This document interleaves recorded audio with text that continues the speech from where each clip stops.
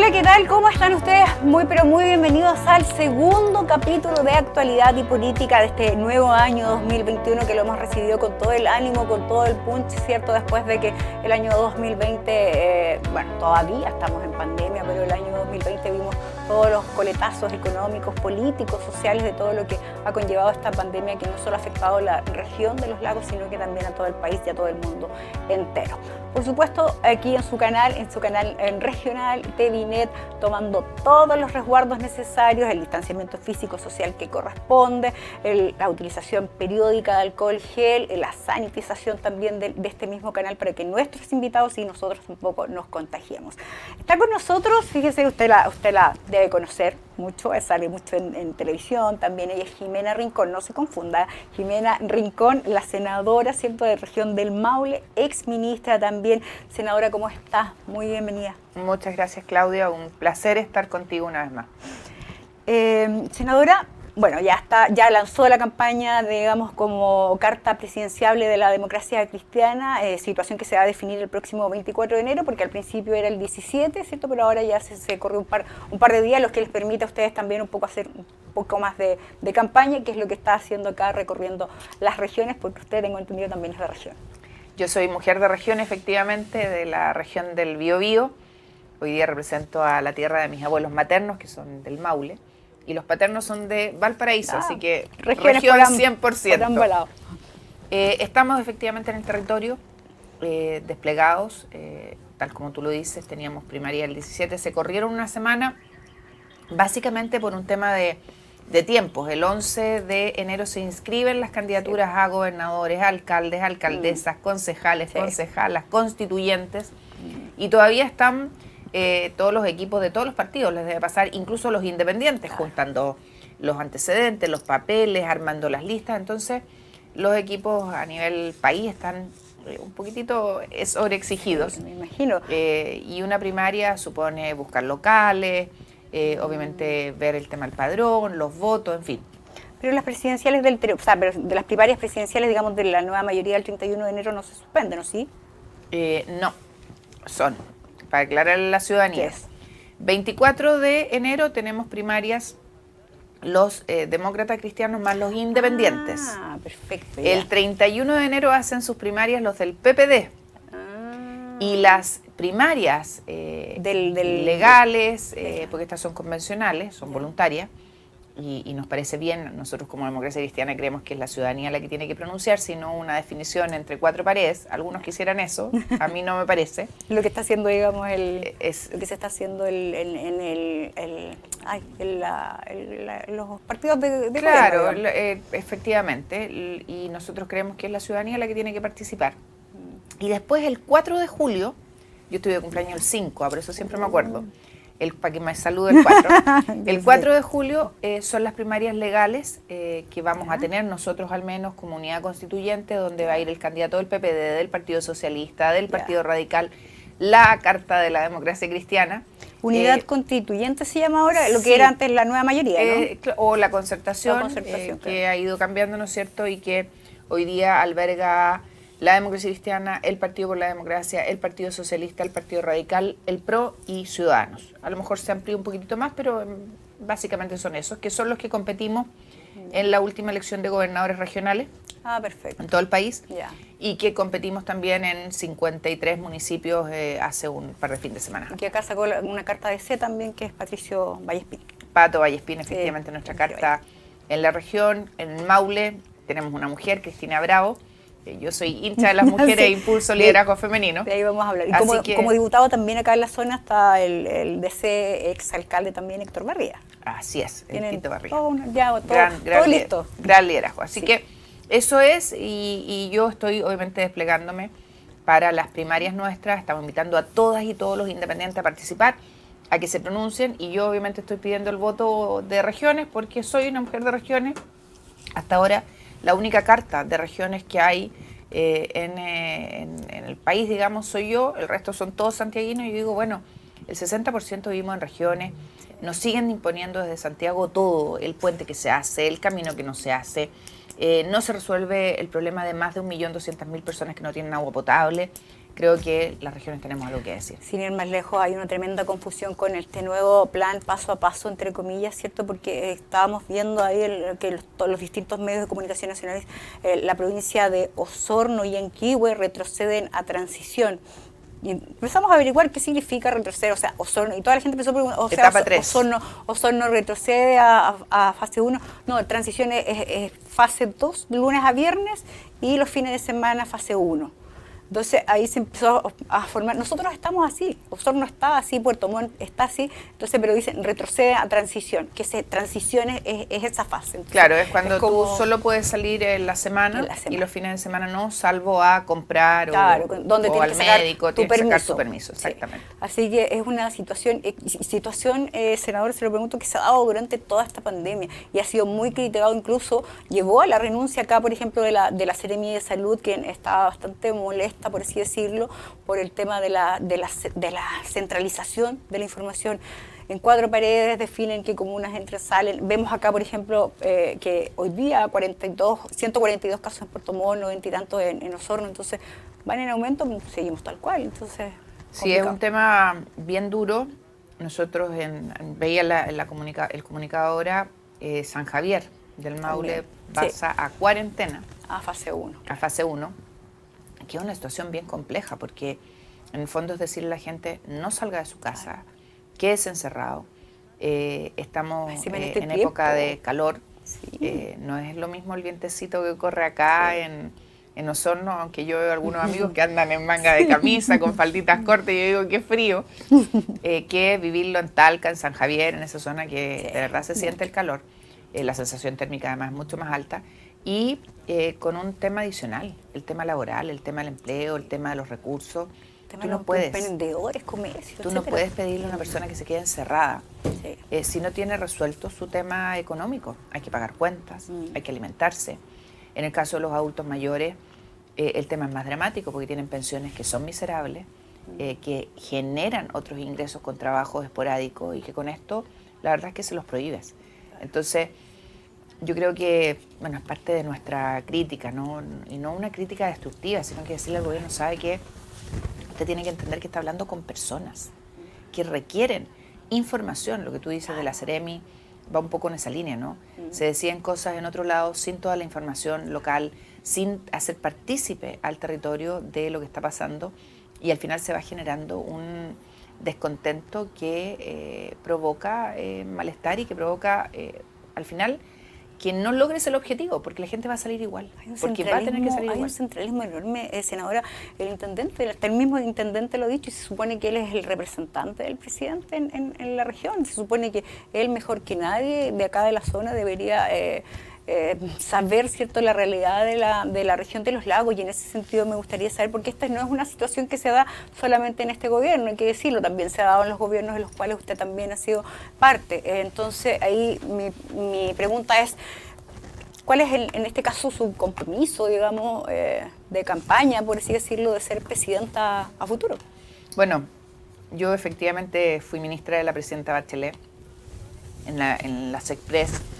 Uno más bien coordina agendas, no hace agenda particular o temática, pero como ministra del Trabajo sí me tocó trabajar con los territorios y hice mucha visita a región, porque tiene que ver con lo que me gusta a mí.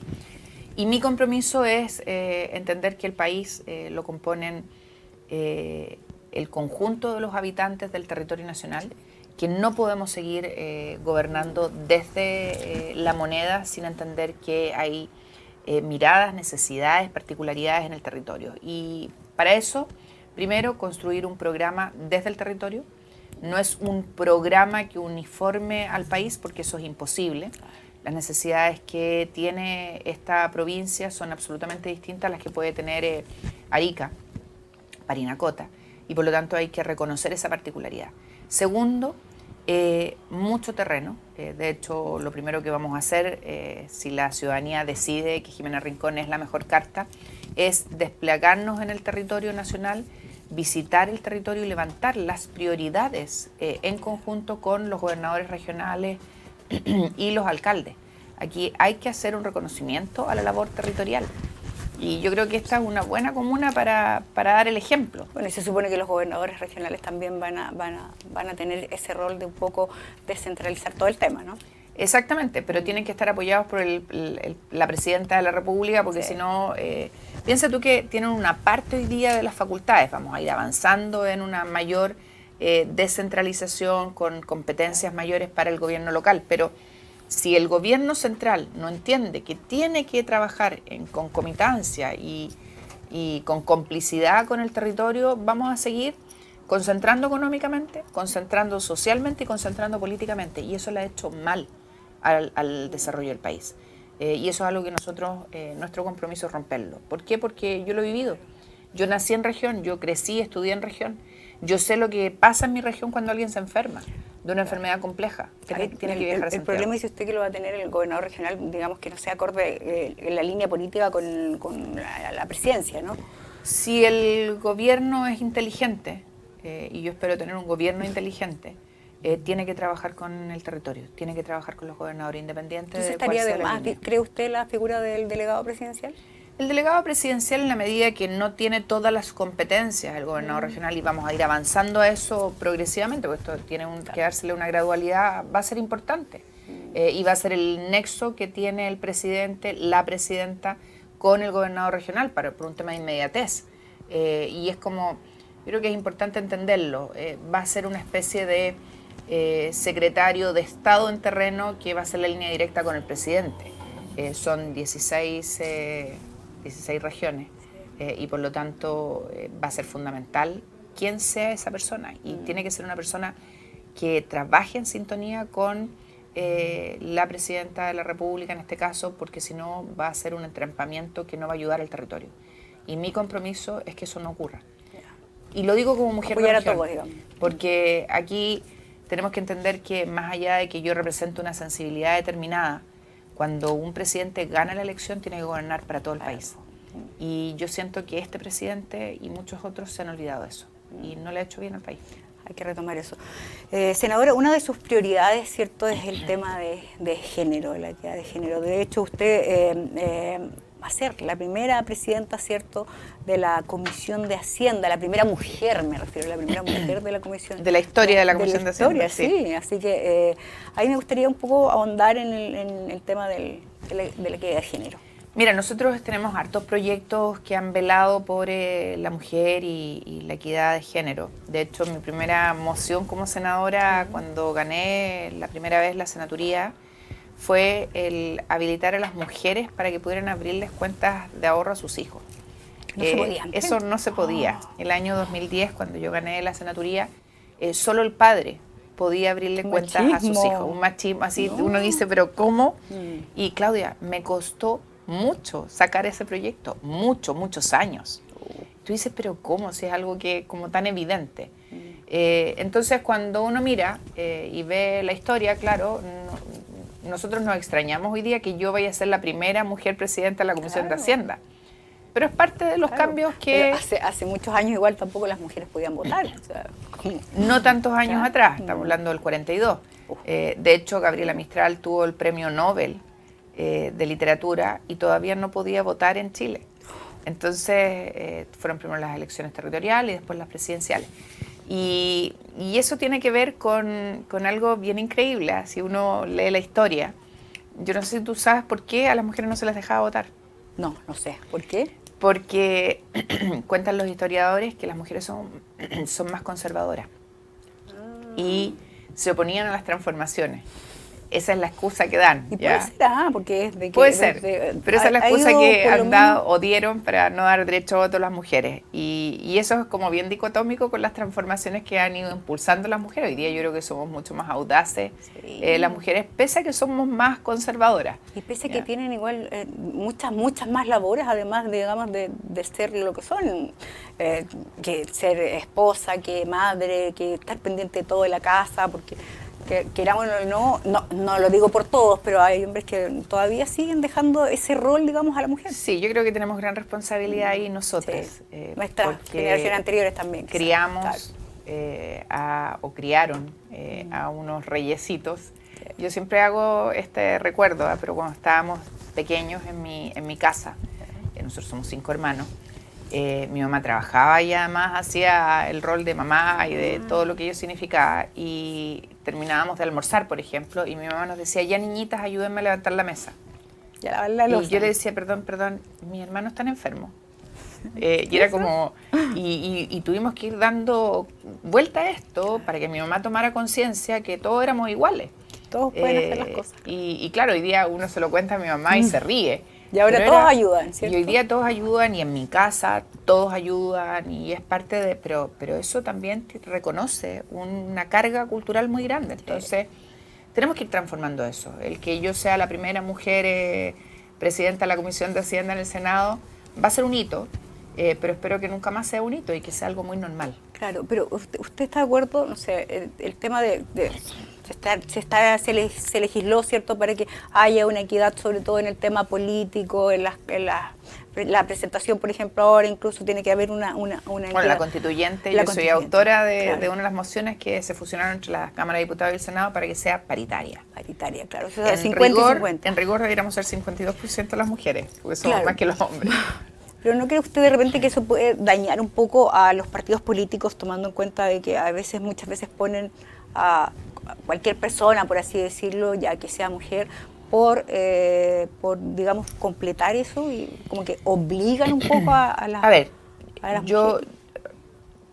Cuando tramitamos el término del binominal, ya yo era la ministra Sexpress y me tocó llevar adelante esa reforma, y se instaló el nuevo sistema electoral con la presidenta Bachelet, discutimos el tema y metimos la obligatoriedad de candidatas mujeres en un porcentaje, 40-60.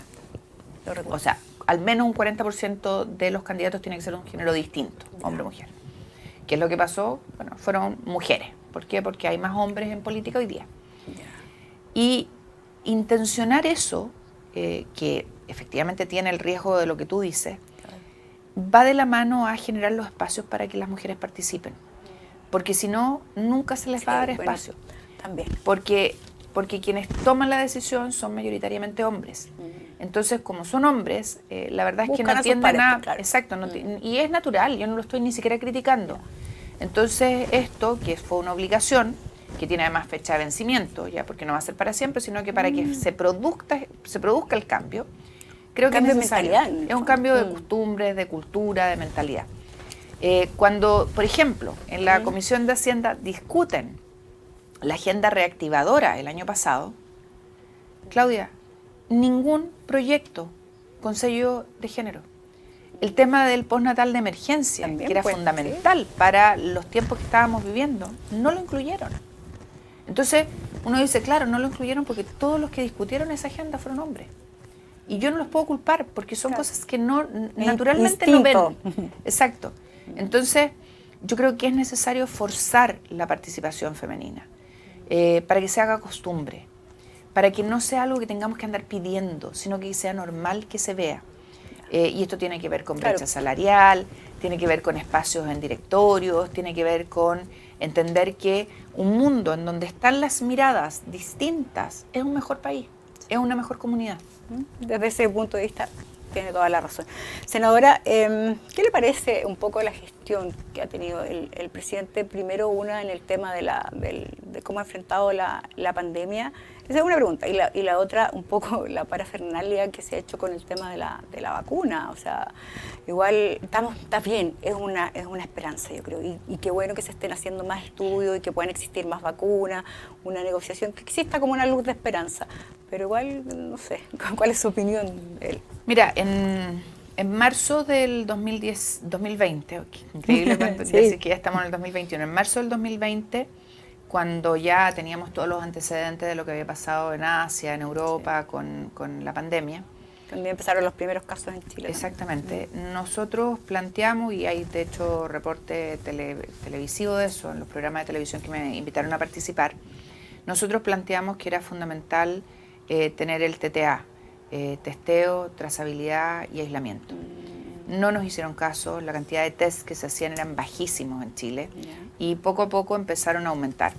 La apuesta del gobierno fue el contagio progresivo y la inmunidad de rebaño. El propio ministro lo dijo y esa estrategia fracasó. Tremendo error. Fue la estrategia que siguieron países como Inglaterra, que no dio resultado. Y yo no entiendo quiénes fueron los que asesoraron al ministro en esta opción, porque claramente fue un error. Hoy día tú ves con los casos que hay, el número de casos, la cantidad de muertes que hay, cómo la capacidad de infraestructura no da abasto, porque si uno hubiese dicho ya, vamos a apostar por eso, se entendería en la medida que el país hubiese estado preparado desde el punto de vista de infraestructura. No teníamos respiradores. Entonces, uno no entiende mucho por qué se tomaron esas decisiones. Y si tú me preguntas a mí si fue la mejor gestión, yo creo que no. Pese a que todos insisten en que sí. No fue la mejor. La cantidad de muertes, el colapso en atención, la cantidad de gente que está postergada en su cirugía. Claro. Es importante, no se habla de eso. Y el daño económico al país también es fuerte. Porque si uno hubiese dicho, ya saben que nos vamos a encerrar todos un mes y vamos a disponer de los medios para que las familias se queden encerradas en un mes y vamos a cerrar fronteras y vamos a aislar el país, un poco Nueva Zelanda, ¿no es cierto?, otros países que actuaron así rápidamente. A lo mejor hubiésemos tenido un control mucho más rápido y efectivo. Yo no soy experta, yo soy abogado. Yo leo, me informo, pido opinión, escucho a la mesa técnica. Y creo que se cometieron demasiados errores que le están costando en vidas, en salud y en economía, demasiado al país. Sí. Hay algunos a los que les ha ido muy bien, sí. Supermercados. Y los más grandes ítems, sobre todo. Exactamente, que la verdad es que no han sufrido en nada. Sí. Es más, han aumentado sus ventas. Sí. Pero hay otros que han sufrido las consecuencias. Son los más pequeños, los emprendedores. Y ahí quiero bajarme en eso, Claudia. No puede ser que tú le permitas a un retail que no tiene ni una venta esencial, ninguna, que porque pone leche en su propaganda, ya vendo leche de nido, puede abrir, y no le permitas a un almacén de la esquina, a un tendedero, que no pueda abrir. Eso es injusto. Sí. No tiene explicación alguna. No puede ser que permitas que una tienda que vende artículos para el hogar, a mí me encantan las cosas para el hogar, más que la ropa, puede abrir y a un restaurante no. Eso no se entiende. No se entiende. Yo, mira, he trabajado con la Asociación Gremial de Restaurantes de Chile, que se armó a raíz de la pandemia, de norte a sur. Conseguimos, gracias a una gestión que hicimos y que los llevamos a una audiencia con el ministro de Salud, que se le agradezco tremendamente al ministro París. ¿En la fase 2? Conseguimos aumentar el toque de queda a las 12 de la noche. Y conseguimos que se permitiera aforo de un 25% dentro de los restaurantes. Podría conseguir eso mismo para la región, eso está conseguido para todos los restaurantes del país. Pero no, me refiero al toque de queda, porque nosotros acá es a las 22 horas. No, lo que pasa es que eso fue, acuérdate que retrocedimos después. Pero ¿te acuerdas que antes era a las 10 de la noche y de repente aumentó a las 12? Sí. Eso fue producto de una gestión que hicimos nosotros. Ya. Y ahora hay que volverla a implementar. Porque ya pasaron las fiestas, y creo que... Pero, por ejemplo, la región metropolitana sigue con toque de queda a las 12 de la noche. Y, en cambio, regiones... No, están a las 10 de la noche. Yo que pernocto allá algunas noches, anoche, de hecho, pernocté allá, me vine a Valparaíso, es a las 10 de la noche. Ya cambiaron el sistema. Y en el Maule tenemos a las 10 de la noche. Todo el país a las 22 horas. Sí. Perfecto. Y con respecto al tema de lo de las vacunas. Mira, sobre las vacunas, tú has visto que producto de la actitud del gobierno hay todo tipo de memes, el ingenio del chileno es increíble. Y yo creo que el gobierno tiene que tratar de hacer más y decir menos, porque tenemos que transmitir confianza. Estábamos en Curicó con el alcalde el lunes y llegaron las vacunas para el personal médico. El personal médico está colapsado. Tenemos un problema de cama cero en Curicó. No se habían gestionado las cosas, tuve que llamar al ministro para que se reaccionara. Entonces ojalá lleguen rápido las vacunas, se distribuyan a todo el mundo, partiendo por la gente que es más prioritaria, obviamente, y que nos quedemos al final los que tenemos menos riesgo. Claro, y ojalá que sean muchas más vacunas, porque la de Pfizer es el transporte, el 70 grados bajo cero. Ahí estamos legislando, hay un proyecto una moción que presentamos para ver el tema de las horas de vuelo de los pilotos para efecto de que puedan, producto de las contingencias, tener normativa especial, porque si no se hace inviable transportar la vacuna. Así que estamos ahí avanzando en la Comisión de Trabajo con eso, que es un tema muy, muy importante justamente para el desplazamiento de las vacunas. Pero ojalá lleguen rápido todas las demás. Y lleguen otras opciones de poder transportar, digamos, de otra mayor facilidad. Pero lo que dicen, bueno, no sé, lo que dicen es que también esta vacuna sacada de los menos 70 grados puede durar 5 días. Tiene 5 días para vacunar. Y por lo tanto tienes que hacer un rápido desplazamiento. Pero hay toda una serie de inconvenientes y que tenemos que ponernos todos en disposición de ayudar. ¿Por qué? Porque el país requiere, obviamente, tranquilidad y estamos en el límite. El país va a ser más pobre después de esto. Sí. Senadora, lo encuentro bastante valiente al querer presentar o tener, digamos, como la aspiración a ser la próxima quizás presidenta de Chile, sobre todo en el contexto que va a recibir el país, y de esa manera me gustaría preguntarle cómo lo haría en materia sanitaria, porque estamos hablando ya de asumir el 2022 en marzo del 2022. Entonces, va a haber pasado ya un poco más de un año, pero como vemos que recién el 2021 quizás podamos tener todos la vacuna durante todo el año. No lo sabemos todavía porque hay que decir que son vacunas de emergencia, no son 100% efectivas, entonces están como todavía en proceso de estudio. Entonces yo creo que el 2022 todavía vamos a tener los efectos, o sea, por lo menos los económicos van a estar y los sociales. Entonces, ¿de qué forma va a enfrentar usted ese desafío? Mira, yo creo que el país va, como te decía, va a ser más pobre, va a tener muchas más demandas que las que hoy día tiene, porque están acumuladas, desde luego en salud.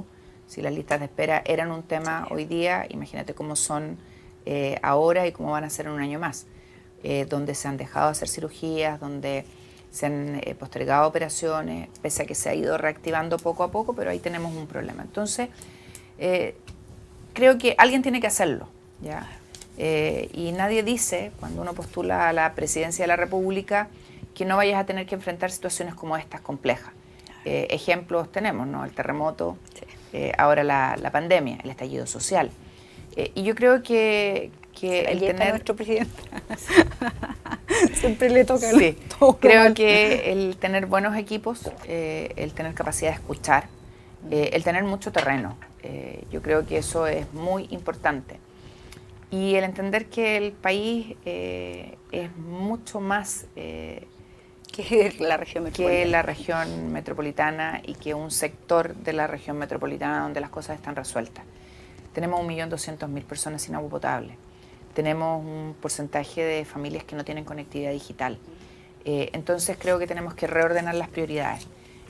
Temas como, yo lo pongo siempre de ejemplo, un bypass en el Maule que no se necesita y que significa hipotecar los recursos por 32 años, cuando necesitamos agua potable, infraestructura secundaria, conectividad digital, reforzar temas de salud, es entender que las prioridades tienen que ver con el territorio. El bypass Talca-Chillán, o sea, el bypass de la concesión Talca-Chillán se decide en un escritorio en Santiago. No necesitamos más de eso. Necesitamos conocer el terreno. Perfecto. Senadora, me dice que estamos en la hora, pero quiero dejarle algunos segundos ahí a la cámara para que pueda hacer el llamado.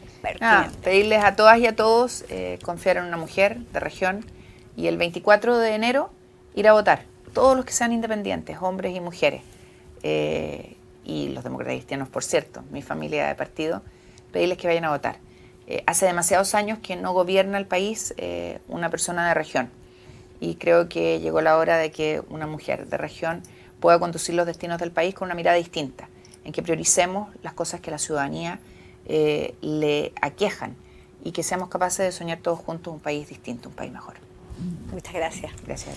Con nosotros ahí la senadora entonces Jimena Rincón, candidata también por la democracia cristiana, ¿cierto?, a la presidencia. Candidata, me refiero dentro del mismo bloque, digamos, del mismo partido, de la democracia cristiana.